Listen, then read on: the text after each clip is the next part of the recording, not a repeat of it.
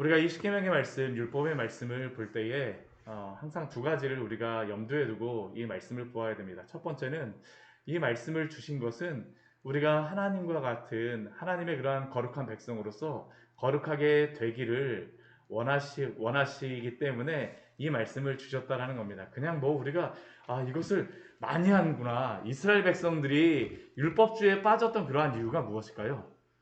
내가 이 지식들을 너무나도 잘 안다라는 겁니다. 그리고 그들 나름대로는 그것을 잘 지킨다라고 생각을 했어요. 근데 그들이 알고 있던 그 지식은 무엇이었을까요? 다른 사람을 판단하는 지식이 되어졌습니다. 실제로도 그 율법 안에 있는 그 마음을 잘 헤아리지 못하였습니다. 이 이스라엘 백성들이 하나님께서 이것을 주신 말씀은 내가 거룩하니 너희도 거룩하라. 그런데 거룩하라라는 이것과 함께 하나님이 또 주신 마음이 있습니다. 또 한 가지는 무엇이냐면 사랑하는 마음입니다. 사랑하는 마음.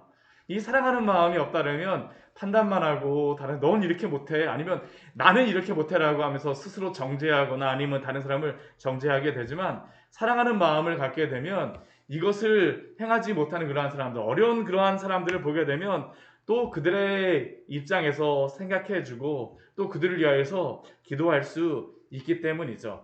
우리가 이 출애굽기의 말씀, 거룩함과 사랑의 마음, 오늘 말씀도 볼 때에 이것이 드러난 것이 바로 오늘의 말씀이라고 할 수 있습니다. 오늘의 말씀은 우리가 십계명의 말씀으로 본다면 간음에 대한 일곱 번째 계명에 대한 것과 함께 그리고 또 여덟 번째 도둑질에 대한 그러한 계명에 대한 그러한 그 세부적인 그러한 세칙이라고 우리가 할 수 있습니다. 그냥 이렇게 본다면 이게 무슨 간음에 대한 것이고 뭐 또 이게 도둑질에 대한 말씀인가라고 생각하지만 이 십계명의 말씀은 잘 보게 되면 이게 1계명서부터 10계명까지가 막 서로 연관되어 있습니다. 한 가지만 그렇게 딱 이것은 이것이다라고 하는 게 아니라 서로 그 정신 안에는 이게 연관되어 있습니다. 하나님의 그 거룩하심과 사랑하심이 그 안에서 연관되어져서 이것들이 이 율법 사이에 있는 그 정신들이 무엇인가라는 것을 우리가 보아야 됩니다. 오늘 그 16절서부터 20절까지의 말씀을 보게 되면 이게 전혀 다른 것 같지만 이게 다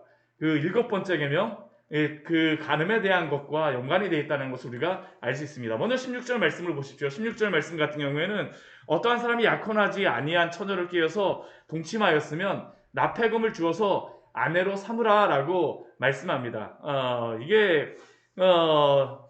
그리고 17절 말씀을 보아도 만약 그 처녀를 깨어서 동침하고 난 후에 아버지가 이 사람하고는 결혼하는 게 아닌 것 같다라고 하게 되면 납폐금만 받는 것으로서 이것을 끝내라라고 말씀하고 계시죠. 이것은 이 이스라엘 땅 안에서 거룩하게 이스라엘 백성들이 살기를 원하시는 것입니다. 간음에 대한 그러한 넓은 그러한 말씀이라고 할 수가 있죠. 음행에 대한 그러한 말씀입니다. 우리가 간음이라고 하게 되면 가정 안에서 결혼한 그러한 사람들이 음행하는 것을 간음이라고 한다면 이 음행이라고 하는 것은 조금 더 이게 더 정확하게 본다면 결혼하기 전에 일어났던 그러한 음란한 것들, 그것이 바로 음행이라고 할 수 있죠. 오늘 결혼하지 아니하였는데 처녀를 깨어서 동침하였다. 그럼 여기에 대해서 벌이 있다라는 겁니다. 납폐금을 주었어요. 납폐금을 주고 이 납폐금이라고 하는 것은 그 죄에 대하여서 그 벌금을 내게 하는 것이죠. 또 한 가지는 무엇이냐면 아내로 삼아야 된다라는 것이었습니다. 아내로 삼아야 됩니다. 근데 이 레위기 말씀에서는 아내로 삼는 것만 나와 있지만 신명기 말씀에 보게 되면 이것을 좀 더 한 가지의 규정을 두어서 좀 더 강제하는 것이 있습니다. 우리 신명기 22장 29절 말씀 같이 한번 보도록 하겠습니다. 신명기 22장 29절입니다.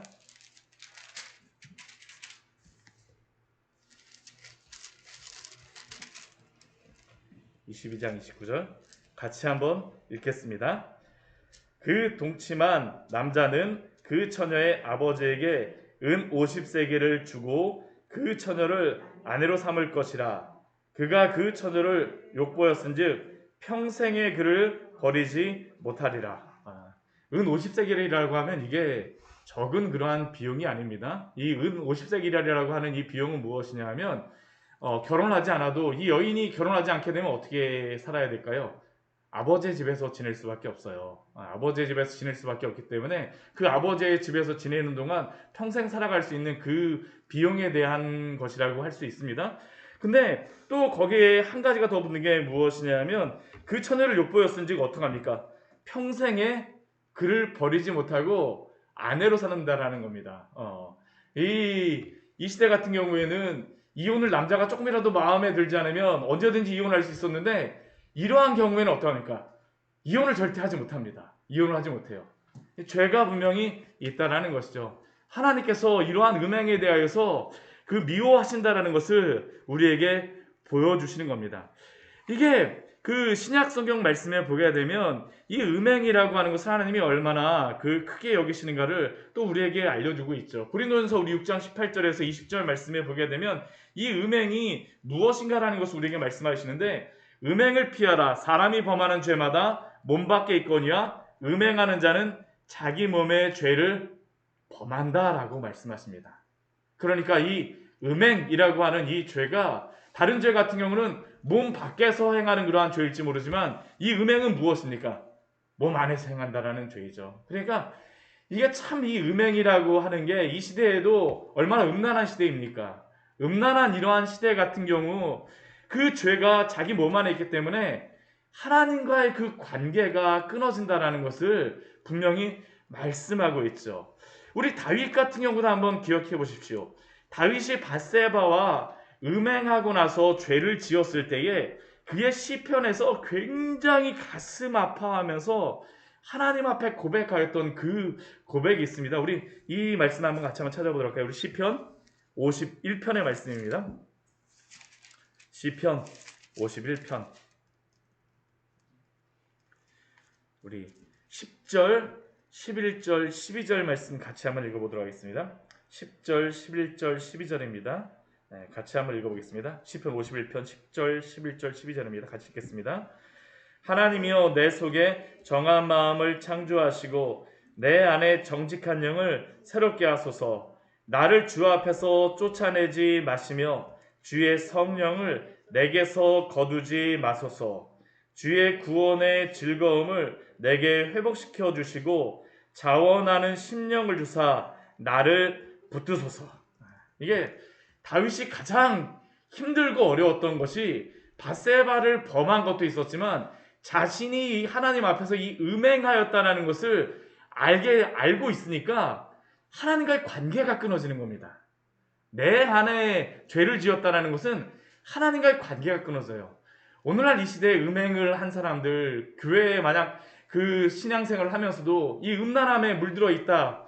그러면 하나님과의 신앙이, 하나님과의 믿음 생활이 되지를 않습니다. 근데 이 음행이라고 하는 것이 단순히 음행만을 이야기하는 것이 아닙니다. 우리가 7계명을 보게 되면 이 세상의 문화적인 것들에도 우리가 그 안에 많이 몰두해 있다. 한번 영화 같은 것, 진짜 세상 영화 같은 건 막 그냥 막 하루 이틀 막 드라마 막 시리즈로 해갖고 막 보십시오. 하나님 말씀 듣게 되면요 들려지지를 않아요. 들어오질 않습니다. 저도 예전 대학교 때 영화 보면서 영어를 배우겠다 그래서 한참 동안 봤었는데 그 영화를 한참 보고 나니까요 제가 하나님 말씀을 읽어도 머릿속에 잘 들어오질 않는 겁니다. 이게 우리의 영혼이라고 하는 것이 얼마나 민감한지 모릅니다. 우리의 영혼을 이러한 음행이라던가 세상 문화에 빼앗기지 마십시오. 하나님과 관계가 끊어집니다. 아이들 게임하고 중독하는 것 정말 나쁜 게 뭐냐면 아이들이 게임하는 것 공부하지 않는 것도 문제지만 게임을 계속하게 되면 하나님의 말씀을 들어도 이게 튕겨나갑니다. 세상적으로 이 영향을 주기 때문에 우리의 영혼에 안 좋아요. 이게 다윗이 그러한 것들에 대해서 우리에게 분명히 말씀하고 있죠.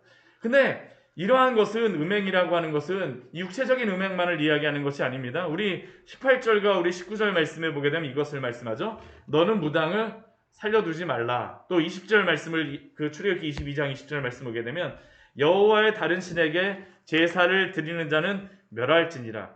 우리 이 말씀을 보게 되면 우리 1계명과 2계명을 어기는 것처럼 보입니다. 그렇죠? 근데 이것이 이 음행하는 것과 연관되어져서 나옵니다. 우리가 성경을 한번 잘 보십시오. 신구약 성경을 잘 보게 되면 이 육체적인 음행과 함께 항상 연관되는 게 뭐냐면 우상 숭배를 하나님이 그 옆에 항상 말씀하십니다. 이 음행이라고 하는 것이 우리의 그 세상적인 우상 숭배와 항상 맞닿아 있다는 것이죠. 이 가나안의 종교는 특히나 더 심했습니다.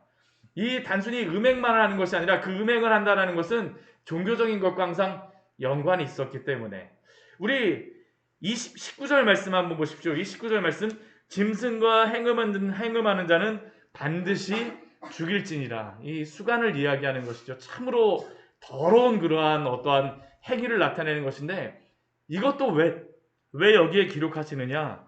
이집트의 그러한 우상 숭배들이 있지 않습니까? 소를 섬기고 여러 가지 그 짐승들을 섬기는 그러한 것들이 바로 이 짐승과의 이러한 행음하는 것들과 연관되어졌기 때문입니다. 하나님은 우리가 영육간에 거룩하게 살기를 원하심을 믿으십시오. 우리가 하나님으로부터 이러한 세상의 그런 여러 가지 것들을 그 연관되어질 때 단순히 세상에 간음하지 말라 그것뿐만이 아니라 우리의 정신적으로 우리의 종교적으로 또한 신앙적으로 다 연관되어져 있음을 기억하시고 하나님의 백성으로서 거룩하게 사시기를 축원합니다. 정말 우리가 잘 거룩하게 우리를 지켜야 돼요. 지켜야 됩니다.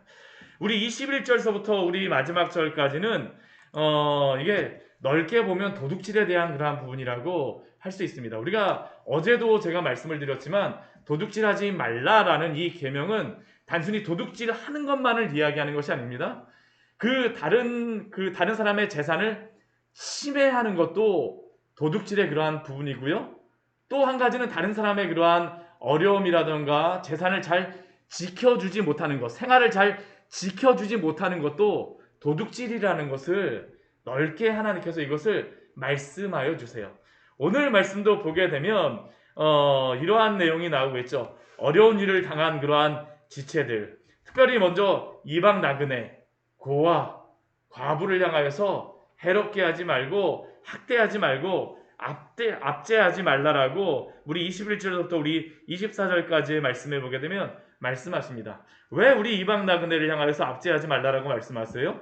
우리 21절 뒤에 보게 되면 너희도 애굽 땅에서 나그네였기 때문이죠. 나그네였기 때문에 너희도 그 아픔을 알지 않느냐라는 겁니다.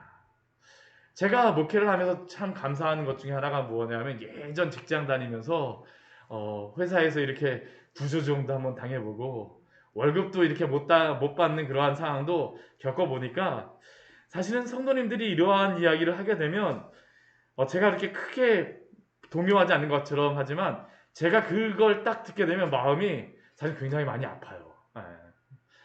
이스라엘 백성들에게도 지금 이것을 말하는 겁니다. 너희가 그것을 알지 않느냐라는 것이죠. 애굽에서 이방 나그네로서 압제당하고 학대받았던 그 기억들. 이스라엘 백성 우리 출애굽기 말씀을 보면 어떠한 일들이 있습니까? 자녀를 낳아도 자녀를 기르지도 못하잖아요. 나일강에다가 버려야지만 되는 그 부모의 마음을 너희가 알지 않느냐.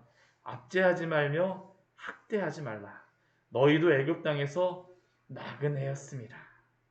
또 고아와 과부를 향하여서도 그렇죠. 그들을 향하여서 긍휼한 마음을 가지라라고 말씀하십니다. 우리 23절 말씀을 보게 되면 고아와 과부를 말씀하시면서 하나님이 이렇게 말씀하세요.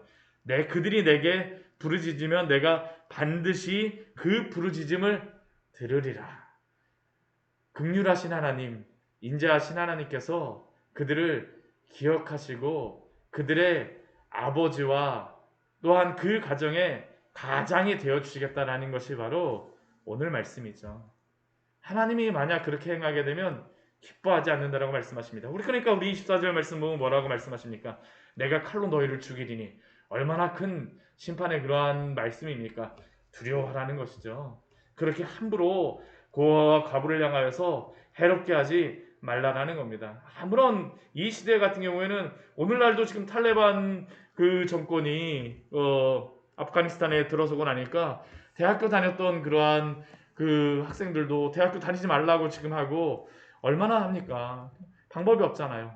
너희가 이웃이 되어주라라고 우리에게 말씀하여 주십니다. 또 우리 25절 말씀 보게 되면 가난한 자에 대하여서 말씀하고 계시죠. 가난한 자가 돈을 구워주게 되면 채권자와 같이 날마다 아침 저녁으로 돈 언제 갚을래요? 돈 언제 갚을래요? 그게 아니라 우리 25절 말씀 보게 되면 이자를 갚지 말라라고 말씀하시죠.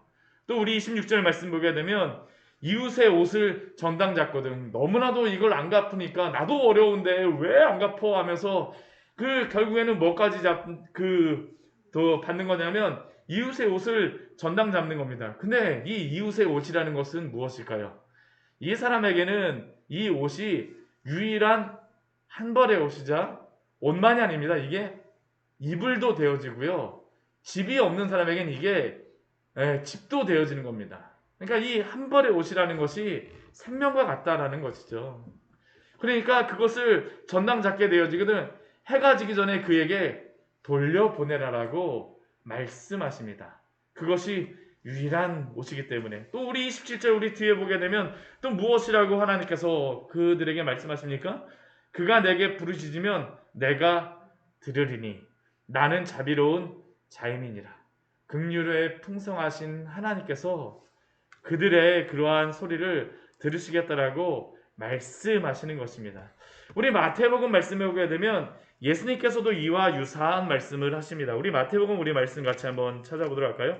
우리 하나님의 백성이라고 하면서 우리가 이 긍휼 없는 그러한 마음을 갖고 살면 안 된다라는 것을 우리에게 분명히 말씀하여 주시죠.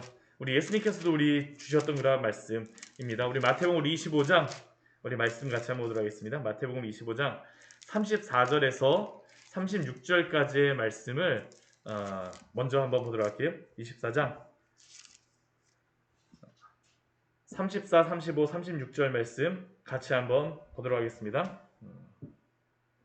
같이 한번 읽겠습니다. 그때 임금이 그 오른편에 있는 자들에게 이르시되 내 아버지에게 복받을 자들이여 나와 창세로부터 너희를 위하여 예비된 나라를 상속받으라. 내가 줄일 때에 너희가 먹을 것을 주었고 목마를 때에 마시게 하였고 나그네 되었을 때에 영접하였고 헐벗었을 때에 옷을 입혔고 병들었을 때에 돌보았고 옥에 갇혔을 때에 와서 보았느니라. 지금 예수님이 언제 이것을 말씀하시냐면 마지막 그러한 심판 때에 이러한 일들에 대해서 있으리라는 겁니다. 양하고 염소를 딱 갈라서 의인과 악인을 갈라서 세워놓고 나서 질문하시는 것이죠. 그리고 나서 이 양편에 서 있는 그러한 사람에게 너희가 내가 줄일 때에 먹여줬고 목마를 때에 마시게 하였고 나그네 되었을 때에 영접하였다. 오늘 이 말씀 도와주는 이 십계명의 말씀에 따라서 살아간 그러한 사람들이죠. 그런데 이것을 들었던 그 사람들의 반응은 무엇이냐면 저희는 주님을 향해서 이런 일을 한 적이 없는데요. 이게 바로 그들의 반응이었습니다. 근데 그들을 향하여서 예수님께서 말씀하시는 것이 무엇입니까? 우리 40절 말씀 같이 한번 읽어보도록 할게요. 마태복음 우리 25장 40절입니다. 임금이 대답하여 이르되 시대 내가 진실로 너희에게 이르노니 너희가 여기 내 형제 중에 지극히 작은 자 하나에게 한 것이 곧 내게 한 것이니라 하시고 지극히 작은 자 하나에게 한 것이 바로 예수님에게 하신 것이라고 예수님이 이렇게 기억하시겠다라고 말씀하십니다. 왜 그렇습니까? 하나님의 성품이기 때문입니다. 하나님의 성품이기 때문이에요.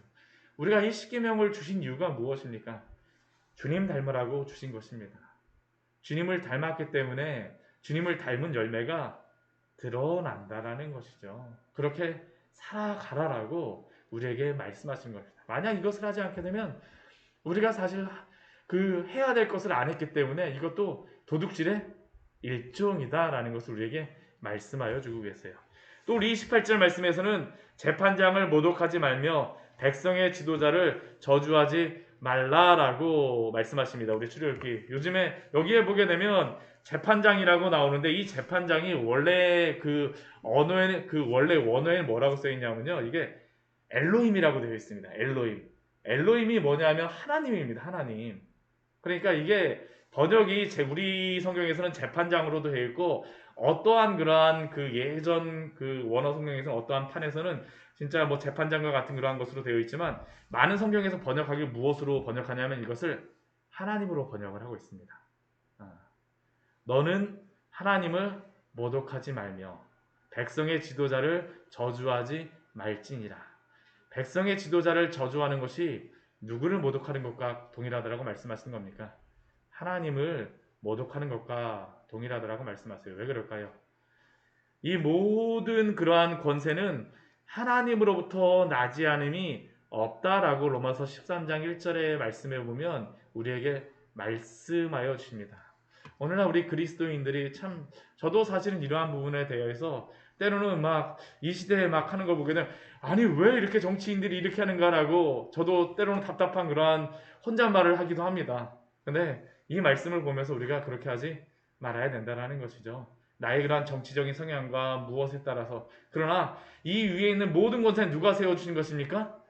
하나님이 세우신 것입니다. 정치적인 권세뿐만 아니라 모든 위에 있는 권세에 대하여서 말씀하는 것이죠. 만약 이것을 모독하게 되면 무엇을 모독하는 것입니까? 누구를 모독하는 것입니까? 하나님을 모독하는 것이며, 하나님의 영광을 인정하지 않는 것이며, 그 영광을 내가 취하는 것입니다. 그래서 이게 도둑질과 연관이 돼요.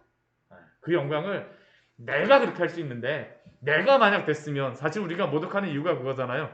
내가 대통령이 돼도, 내가 사장님이 돼도, 내가 뭐 주인이 돼도 그 정도는 하겠다. 아니라는 겁니다. 아니라는 것이에요.